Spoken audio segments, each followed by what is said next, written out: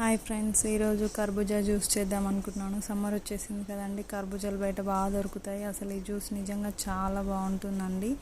ముందుగా ఈ జ్యూస్ చేయడానికి ఒక గంట ముందే కొన్ని జీడిపప్పు, బాదం నానబెట్టుకోవాలి. తర్వాత మస్క్ మిలన్ని అదే కర్బూజాని చెక్కు తీసేసి విత్తనాలన్నీ పడేసి కట్ చేసి పెట్టుకోవాలి. ఈ మూడింటిని జ్యూసర్లో వేసేసుకొని 2 స్పూన్స్ షుగర్ వేసేసుకొని కొంచెం వాటర్ వేసుకోవాలండి. బ్లెండ్ అవ్వడానికి కొంచెం వాటర్ వేసేసుకొని మూత పెట్టేసి బ్లెండ్ చేయడమే అండి. ఈ విధంగా బ్లెండ్ చేయడం వల్ల ఫస్ట్ కింద ఉన్న డ్రై ఫ్రూట్స్ నేను ఎందుకు వేసానంటే కొంచెం హెల్త్కి మంచిగా, పిల్లలు మామూలుగా వేస్తే తిన్నారు కాబట్టి ఇందులో ప్రతి జ్యూస్లో నేను వేస్తానండి. మీకు నచ్చితే వేసుకోవచ్చు, లేకపోతే స్కిప్ చేయొచ్చు. తర్వాత ఒకసారి బ్లెండ్ చేసిన తర్వాత మనం ఒక గ్లాస్ మిల్క్ ఇందులో పోసుకోవాలండి.